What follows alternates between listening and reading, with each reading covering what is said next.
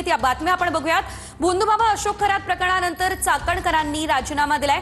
मुख्यमंत्री फडणवीसांच्या आदेशानंतर रुपाली चाकणकर यांनी राजीनामा दिलेला आहे। चाकणकरांकडून डीसीएम सुनेत्रा पवार यांच्याकडे राजीनामा सुपूर्द करण्यात आलेला आहे। रुपाली चाकणकर यांनी महिला आयोगाच्या अध्यक्षपदाचा राजीनामा दिला।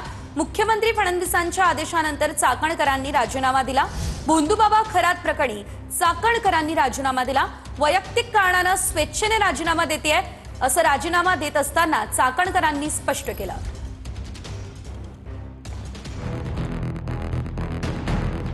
भोंदूबाबा अशोक खरात प्रकरणात चौफेर टीका झाल्यानंतर अखेर रुपाली चाकणकरांनी महिला आयोगाच्या अध्यक्षपदाचा राजीनामा दिलाय।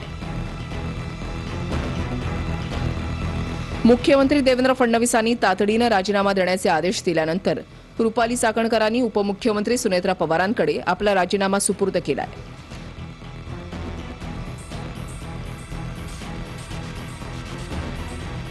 राजीनामा देण्याआधी चाकणकरांकडून पोलीस महासंचालकांची भेट घेण्यात आली।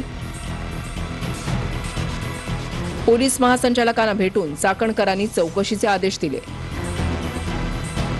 यानंतर चाकणकरांकडून मुख्यमंत्री फडणवीसांची भेट घेण्यात आली। फडणवीसांचे चाकणकरांना तातडीने राजीनामा देण्याचे आदेश। फडणवीसांच्या आदेशानंतर डीसीएम सुनेत्रा पवारांच्या भेटीला सुनेत्रा पवार चाकणकर यांच्यामध्ये 20 ते 25 मिनिटं चर्चा झाली। यानंतर चाकणकरांकडून सुनेत्रा पवारांकडे राजीनामा सुपूर्द करण्यात आलाय। रुपाली चाकणकरांनी आपल्या राजीनामा पत्रामध्ये काय म्हटलेलं आहे तेही पाहूया। मी सौ रुपाली निलेश चाकणकर वरील विषयाने आपणास विनंतीपूर्वक कळवू इच्छिते की 15 ऑक्टोबर 2024 रोजी माझी महाराष्ट्र राज्य महिला आयोगाची अध्यक्षा म्हणून नियुक्ती झाली होती। माझ्या वैयक्तिक कारणाने मी स्वेच्छेने सदर पदाचा राजीनामा या पत्राद्वारे आपणास सादर करत आहे। आजवर माझ्यावर विश्वास दाखवून आपण मला सर्वतोपरी सहकार्य केलं त्याबद्दल मी आपली आणि सर्व सहकाऱ्यांची शतशः ऋणी आहे। भविष्यातही आपले सहकार्य राहील असा मला विश्वास आहे।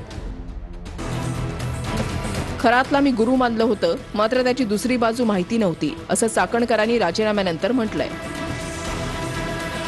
समाजामध्ये आपण आयुष्य जगत असताना कोणाला ना कोणाला गुरु मानत असतो। खरात पती पत्नीला माझ्या परिवाराने गुरु मानलं, आम्ही गुरु मानलं। आपण काही लोकांवर विश्वास ठेवतो, एक आध्यात्मिक श्रद्धा आपली असते, एक आध्यात्मिक भावना असते।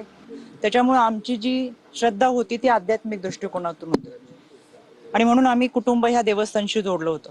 पण त्याची दुसरी जी बाजू आहे ती कधी आमच्या समोर आली नाही, काही माहीत असायचं कारण नाही।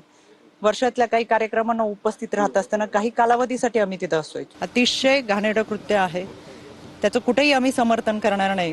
पोलिसांनी त्याचा सखोल तपास करावा, आरोपीवर कठोर कारवाई करावी ही मागणी आम्ही महासंचालक असेल, आदरणीय वहिनी असतील, आदरणीय देवेंद्रजी फडणवीस असतील यांच्याकडे केलेली आहे। भोंदूबाबा खरात प्रकरणाचे धागेदोरे थेट राज्य महिला आयोगापर्यंत पोहोचल्यानं रुपाली चाकणकर वादाच्या भोवऱ्यात सापडल्या।